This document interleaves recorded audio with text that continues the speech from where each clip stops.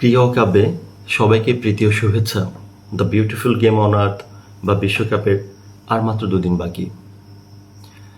অন্য সবার মতো আমিও বোধ হয়ে আছি ফুটবলে। বিশ্বকাপ ফুটবল বলতেই তো ব্রাজিল আর আর্জেন্টিনার জয় জয়কার, আর অবধারিতভাবেই দুটি নাম, পেলে আর ম্যারাডোনা। আজকের আলোচনাটি ফুটবলের রাজা বা ফুটবলের সম্রাট পেলেকে নিয়ে। 1950 সালে বিখ্যাত মারাকানা স্টেডিয়ামে ব্রাজিল হট ফেভারিট হওয়া সত্ত্বেও ফাইনাল ম্যাচটি হেরে যায়। তখন 10 বছরের বাচ্চা ছেলেটি তার বাবাকে জড়িয়ে ধরে বলেছিলেন, বাবা তুমি এভাবে কেঁদো না বাবা, তুমি দেখো একদিন আমি তোমাকে বিশ্বকাপ এনে দেব। এর ঠিক 8 বছর পর 18 বছর বয়সে সেই বাচ্চা ছেলেটি তার দেশকে প্রথম বিশ্বকাপ ট্রফি এনে দেন। এর ঠিক 4 বছর পর 1962 সালের বিশ্বকাপেও ব্রাজিল বিশ্ব চ্যাম্পিয়ন হয়। 1970 সালে সেই বিশ্বকাপে ব্রাজিল চ্যাম্পিয়ন হয়। তিনটি বিশ্বকাপ জয় করে তিনি তার বাবাকে দেওয়ার কথা রেখেছিলেন। পৃথিবীর একমাত্র খেলোয়াড় হিসেবে একাই তিনি তিনটি বিশ্বকাপ ট্রফি জিতেছিলেন। মাঝখানে 1966 সালে কি হয়েছিল? প্রথম ম্যাচে এই সম্রাটকে এত বাজেভাবে ফাউল করা হয়েছিল যে তিনি আর পরের একটি ম্যাচও খেলতে পারেনি। সো দ্যাট ব্রাজিল আর চ্যাম্পিয়ন হয়নি। ধরুন না সেই ম্যাচটা যদি সম্রাট খেলতে পারতো, সেই টুর্নামেন্টটা যদি সম্রাট খেলতে পারতো, ব্রাজিল যদি চ্যাম্পিয়ন হতো, কেমন হতো ব্যাপারটা? আচ্ছা বাদ দিলাম, যেটা হয়নি সেটা নিয়ে কথা না বলাটাই শ্রেয়তর। একটা খেলোয়াড়ের খেলা দেখার জন্য দুইটা দেশের যুদ্ধবিরত হয়েছে সন্ধিতে। আমেরিকার মতন পরাশক্তির প্রেসিডেন্ট পেলেকে উদ্দেশ্য করে বলেছিল, আমি রোনাল্ড রেগান, আমি আমেরিকার প্রেসিডেন্ট, আমার পরিচয় দেওয়ার প্রয়োজন আছে, বাট আপনি কে সেটা বলার দরকার নাই, কারণ আপনাকে বিশ্ব জানে। ভেনেজুয়েলা একবার বলেছিল ব্রাজিলকে, আপনারা শুধু একবার পেলেকে আমাদের দেশে খেলতে পাঠান, আমরা আপনাদের শস্য দিয়ে দিব। পেলে যখন শেষ সময়ে নিউ ইয়র্কে খেলতেন, তখনকার সময়ে ফ্লোরিডা টেক্সাস থেকে মানুষ পায়ে হেঁটে তার খেলা দেখতে আসতো এবং নিয়মিত বিরতিতে খেলার শিডিউল চেঞ্জ করা হতো, যেমন সহজে তার খেলা সবাই দেখতে পারে। তো এরকম অনেক গল্প আছে ফুটবলের রাজাকে নিয়ে। আমার সবচেয়ে প্রিয় ক্রীড়া লেখক উৎপল শুভ্রর বিশ্ব যখন ফুটবলময়ের কয়েকটি লাইন আমার এত প্রিয় হয়ে আছে, হৃদয়ে গেঁথে আছে, অনেকবার পড়েছি। পড়লেই আমি মনে হয় 60-এর দশক 70 দশকে ফিরে যাই। চলুন না ওইখান থেকে কিছু লাইন আপনাদের সাথে শেয়ার করি।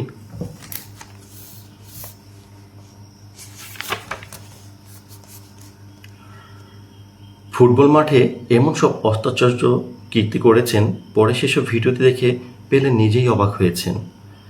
সেকেন্ডের ভগ্নাংশের মধ্যে আমি সিদ্ধান্তটা কেমন করে নিয়েছিলাম। পেলের খেলায় সিদ্ধান্ত নেওয়ার ব্যাপারটি ছিল খুবই গুরুত্বপূর্ণ। কোনো কিছুই যে সরলভাবে করতেন না। বিচিত্র উদ্ভাবনী ক্ষমতা এবং মাঠে তা প্রয়োগের সাহসের কারণেই তো পেলে হয়েছিলেন। সেসব আগে থেকেই ভেবেচিন্তে নেওয়া সিদ্ধান্ত নয়, তাৎক্ষণিকভাবে নেওয়া। 1970 বিশ্বকাপ জয়ী ব্রাজিলিয়ান অধিনায়ক কার্লোস আলবার্তো তো এক লাইনে মূর্ত করে তুলেছিলেন পেলে মহিমা। পেলে মানেই হলো ইম্প্রোভাইজেশন। মজার ব্যাপার হলো পেলের উদ্ভাবনী শক্তির সবচেয়ে বড় উদাহরণ হয়ে আছে যে দুটি ঘটনা, তার কোনোটা থেকেই গোল হয়নি। 1970 বিশ্বকাপে চেকোস্লোভাকিয়ার বিপক্ষে ম্যাচে মাঠবৃত্ত বল পেয়ে হঠাৎ দেখলেন প্রতিপক্ষ গোলরক্ষক ভিক্টর গোল লাইন ছেড়ে একটু সামনে এগিয়ে এসেছেন। 65 গজ দূর থেকে পেলে যে শটটি নিলেন, সেটি যে অল্পের জন্য গোল হলো না, তার হয়তো একটিই কারণ, মানুষ যে তাহলে তাকে আসলেই অতি মানবীয় কিছু ভেবে নিত। পেলের চিন্তার দ্রুততা, অসম্ভবকে সম্ভব করা দুঃসাহস মাঠের বাকি খেলোয়াড়দের বিমূঢ় করে দিয়েছিল। অন্যটিও ওই 1970 বিশ্বকাপেই, এবং সেটি আরও অভিনব। উরুগুয়ের বিপক্ষে কোয়ার্টার ফাইনালে পেলের ওই কাজটিকে বিচিত্র চিন্তার দুঃসাহস, অসম্ভবের প্রতি আনন্দময় অভিযান, মানুষের সৃজনশীলতার অন্যতম শ্রেষ্ঠ প্রকাশ, এত সব বলেও বিশেষজ্ঞরা তৃপ্তি পাননি। কি করেছিলেন পেলে? বাঁ দিক থেকে একটা আড়াআড়ি থ্রু বল ধরতে গেলে তার দুদিকের পথেই আটকে দেন উরুগুইয়ান গোলরক্ষক মাজেরকুয়েস। বল, পেলে ও গোলরক্ষক একই সরলরেখায়। এবার পেলে কি করতে পারেন? যা করলেন তা কারো কল্পনাতেও ছিল না। ডামি খেলে বলটা ছেড়ে দিলেন। বল যেদিকে যাচ্ছিল সেদিকেই যেতে লাগলো, আর পেলেও যেদিকে যাচ্ছিলেন সেদিকেই যেতে লাগলেন। গোলরক্ষকের ভারসাম্য হারিয়ে ফেলার দশা। আর পেলে সঙ্গে সঙ্গে গোলরক্ষকের পেছনে টার্ন নিয়ে দৌড়ে গিয়ে বলটা ধরলেন। একজন ডিফেন্ডার প্রথম পোস্টে চলে এসেছেন দেখে কোমরের অবিশ্বাস্য মোচড়ে বল ঘুরিয়ে দিলেন দ্বিতীয় পোস্টের দিকে। 1 ইঞ্চির জন্য পোস্টের পাশ দিয়ে বল চলে যায় বাইরে। অনেকে বলে গড়িয়ে গড়িয়ে ঢুকে যায় ইতিহাসে। মাজরকুয়েজ পরে বলেছিলেন, এটা ছিল তার খেলোয়াড়ের জীবনের সবচেয়ে অস্বাভাবিক পরিস্থিতি। কিছুক্ষণের জন্য সংজ্ঞা হারিয়ে ফেলার দশা হয়েছিল বলে জানান তিনি। মাজরকুয়েজের কথাটা পেলের জন্য বড় প্রশস্তি। এমন প্রশস্তি কতই না হয়েছে। ববি চার্লটন একবার বলেছিলেন, ফুটবলে হয়তো সৃষ্টি হয়েছিল এই জাদুকরী খেলোয়াড়ের জন্য। আরও ভালো বলেছিলেন, 1970 বিশ্বকাপ ফাইনালে ব্রাজিলের প্রতিপক্ষ ইতালির ডিফেন্ডার তারসিজিও বার্গোনিস। আমি নিজেকে বলেছিলাম, সে তো আমারই মতো রক্তে মাংসেরই মানুষ। আমি ভুল বলেছিলাম। সেই বিশ্বকাপের সময়ই আইটিভি ওয়ার্ল্ড কাপ প্যানেলের 2 আলোচকের কথোপকথনের একটা অংশ তো ক্লাসিক হয়ে আছে। চলুন শুনি। ম্যালকম আলিসন, তুমি কিভাবে পেলে বানান করো? প্যাট্রিনেন্ট, সহজ, GOD। তিনি ফুটবলের গড। পেলেকে নিয়ে তার বাবার কথা তো আরও ক্লাসিক। আমার জীবনের সেরা গোলটি সেলেস্তের সঙ্গে 1-1 খেলে করা। আমরা তার নাম দিয়েছি এডসন অরাতেন্দো নাসিমেন্তো, পেলে। সেলেস্তেকে পেলের মা। তবে পেলে সম্পর্কে এত পড়েছি, আমার চিরকালীন প্রিয় হয়ে আছে কলকাতার কবি প্রসূন বন্দ্যোপাধ্যায়ের ফুটবল বিষয়ক অসাধারণ বই ফুটবল ঘরানা, বিপ্লব ও বিবর্তনে পেলে বিষয়ক কয়েকটি লাইন। পড়তে পড়তে প্রায় মুখস্থই হয়ে গেছে। আপনিও পড়তে চান? আমার ধারণা আপনাকেও মুগ্ধ হতে হবে। পেলে। এরকম যদি একটি প্রতিযোগিতা হয় যা সর্বাধিক সংখ্যায় জীবিত মানুষের জানা আছে, আমি নিশ্চিত পেলের নাম আসবে 1 নম্বরে। তার সম্ভাব্য প্রতিযোগিতা হতে পারে যীশু খ্রিস্ট, Hazrat Mohammad, Gautam Buddha, Alexander, Napoleon, Hitler, Maradona ও গর্বাচভ। পেলের মতো একজন ঈশ্বর প্রেরিত দূত না এলে ফুটবল ধর্ম এত প্রচার পেত কিনা আমার সন্দেহ আছে। সারা পৃথিবীকে খেলাটির প্রতি এই মায়াবন্ধনে বাঁধতে পারত কিনা সেটিরও সন্দেহ আছে। একজন মানুষ যে জীবনে যদি ফুটবল খেলা নাও দেখে থাকে, পেলে তাকে দাঁড় করিয়ে দিয়েছেন, স্তম্ভিত করে দিয়েছেন, তার কল্পনাকে দিয়েছেন খোরাক ও নিজে সেই কল্পনাকে ছাপিয়ে গেছেন।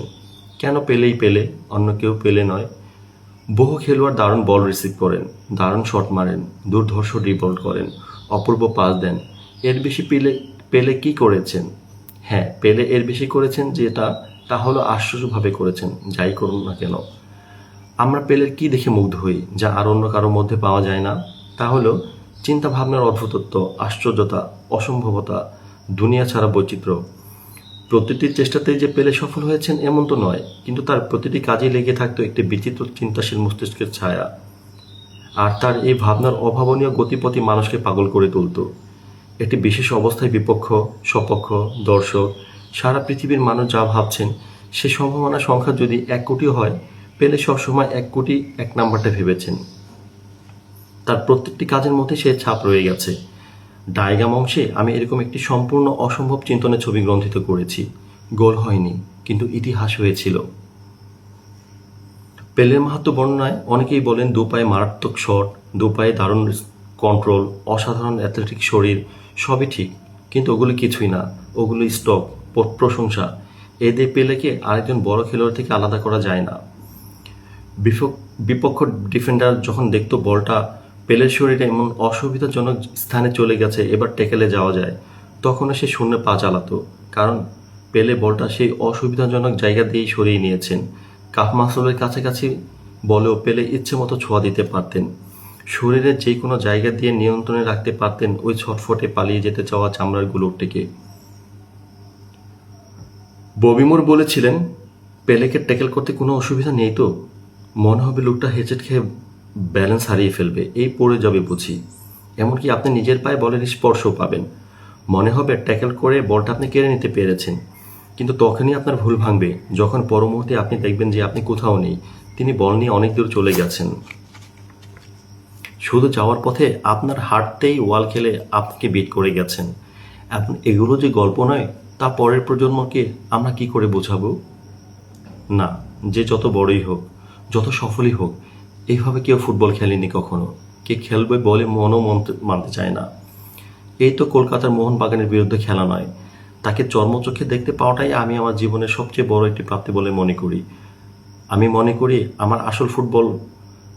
করি তার আসল ফুটবল দেখতে চাওয়ার মতো কোনো যোগ্যতাই আমার নেই। তাও বয়স যতই হোক, তিনি পেলে, ফুটবলের ঈশ্বর। ক্ষুধার্ত দরিদ্র ভক্তদের কি কিছুই দিবেন না? দিলেন, ছোট্ট একটু। ৫ টাকা ছাত্রদের টিকিটে রঞ্জি স্টেডিয়ামে বসেছিলেন বলে ভালো করে দেখতে পেয়েছিলাম, একদম আমাদের তলায়।